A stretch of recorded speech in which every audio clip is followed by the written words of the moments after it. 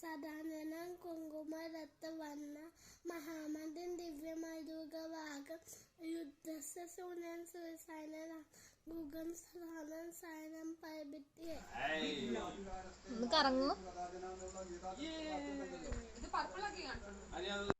എല്ലാവർക്കും നമസ്കാരം.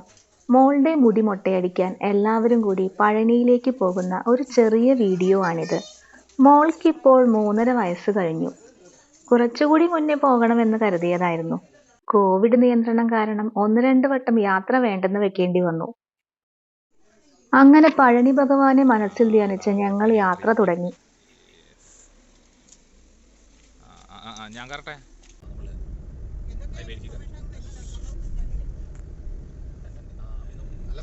അതെ, അല്ലെങ്കിൽ പാലക്കാട് കോയമ്പത്തൂരാണ് ഏറ്റവും സീനിക് റൂട്ട്.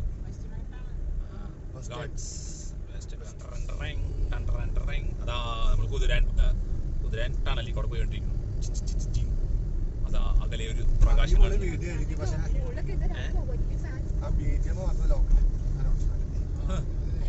അകലെ ഒരു വെളിച്ചം കാണുന്നുണ്ടോ? ആ ടണൽ പൊടി നമ്മുടെ ടണലിൽ കൂടെ പോണ മണി. എവിടെയാ മണി? എവിടെയാ മണി?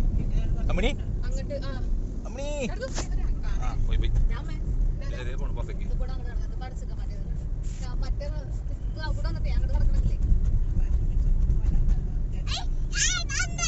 എന്താ പുറത്തേക്ക് കിടക്കണം, പുറത്തേക്ക് കിടക്കണം. അതാ അതാ അതെന്താ ടണലും നമ്മളന്ന് പോയിട്ട് വണ്ടിയാലേ. കുതിരാൻ തുടങ്ങി അധികമാവാത്തത് കൊണ്ട് അതിലൂടെയുള്ള യാത്ര എല്ലാവർക്കും ഒരു കൗതുകമായിരുന്നു. പുറത്തേക്കെത്തി. വിൻഡ് മിൽ സ്ഥലം അറിയില്ലല്ലോ.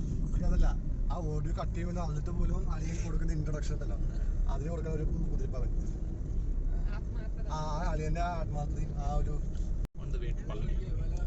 വളണിക്ക പോണ വളി വളി വളി.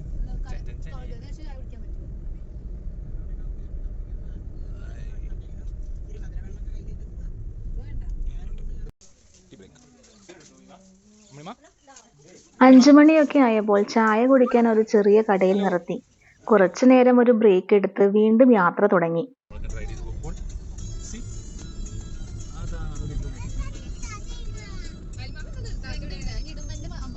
ഏകദേശം പഴനി എത്താറായി. ഇനി അധിക ദൂരമില്ല. റോഡിൽ നിന്ന് പഴനിമല കാണാൻ തുടങ്ങി. അങ്ങനെ ഒരു 6 മണിയോടുകൂടി ഞങ്ങൾ പഴനിയിലെത്തി. താഴെ അമ്പലത്തിന്റെ എൻട്രൻസിന്റെ അടുത്ത് തന്നെയുള്ള ഒരു ഹോട്ടലായിരുന്നു.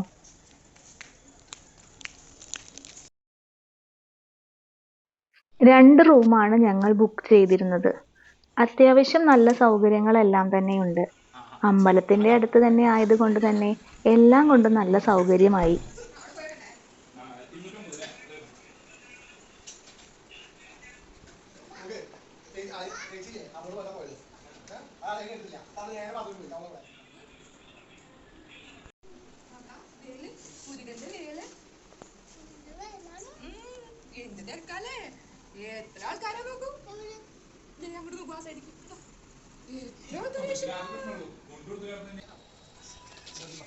നാളെ രാവിലെയാണ് ദർശനത്തിന് പോകുന്നത്.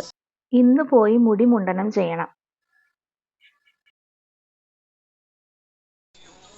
അങ്ങനെ യാത്രാക്ഷീണമൊക്കെ മാറി ജസ്റ്റ് ഒന്ന് ഫ്രഷ് ആയതിനു ശേഷം ഞങ്ങൾ മുടി മൊട്ടയടിക്കുന്നതിനായി ഇറങ്ങി.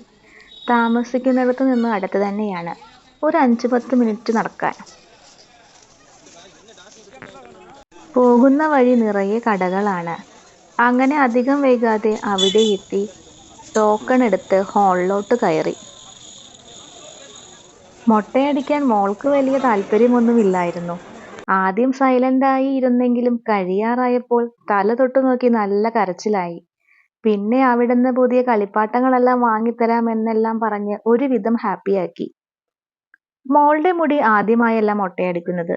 ഇതിനു മുന്നേ 2020 കോവിഡ് നിയന്ത്രണങ്ങൾ ആകുന്നതിന് തൊട്ട് മുമ്പ് തിരുപ്പതിയിൽ പോയി മൊട്ടയടിച്ചിരുന്നു. അതിനുശേഷം 1 വർഷത്തിനുള്ളിൽ തന്നെ പഴനിയിലും വന്ന് മുണ്ടനം ചെയ്യിപ്പിക്കണമെന്ന് വിചാരിച്ചതായിരുന്നു.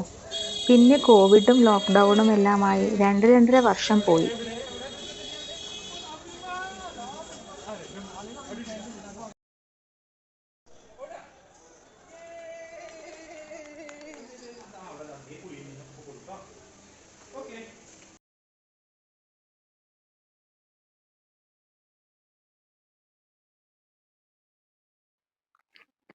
തിരിച്ച് റൂമിൽ പോയി മോളെ കുളിപ്പിക്കലൊക്കെ കഴിഞ്ഞ് ഒന്ന് പുറത്തേക്ക് ഇറങ്ങി.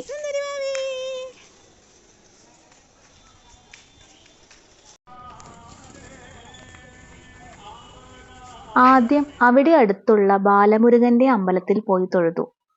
പിന്നെ കുറച്ച് ഷോപ്പിംഗ് ഒക്കെ നടത്തി തിരികെ ഹോട്ടലിലോട്ട് പോന്നു. ഹോട്ടലിന് താഴെ റെസ്റ്റോറന്റ് ഉണ്ടായിരുന്നതിനാൽ ഡിന്നർ അവിടെ നിന്ന് തന്നെ കഴിച്ചു. ദോശയാണ് കഴിച്ചത്. ഭക്ഷണം തരക്കേടില്ലായിരുന്നു.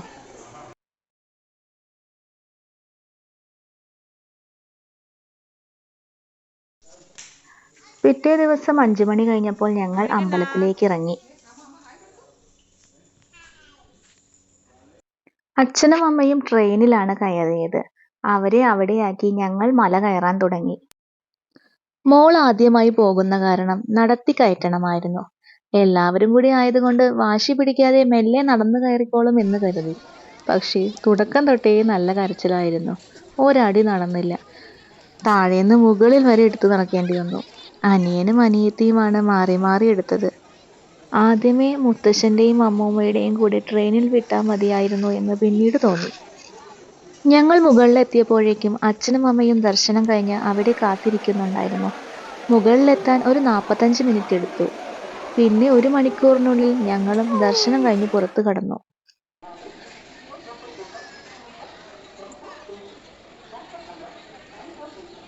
പഴനിമലയുടെ മുകളിൽ നിന്നുള്ള വ്യൂ അടിപൊളിയാണ്. തിരിച്ച് ഞങ്ങൾ കേബിൾ കാറിലാണ് ഇറങ്ങിയത്. 5 മിനിറ്റ് കൊണ്ട് തന്നെ താഴെ എത്തി.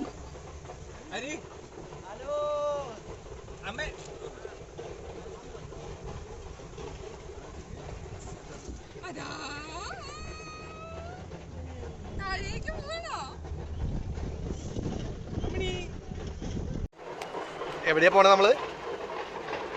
പളനിമല.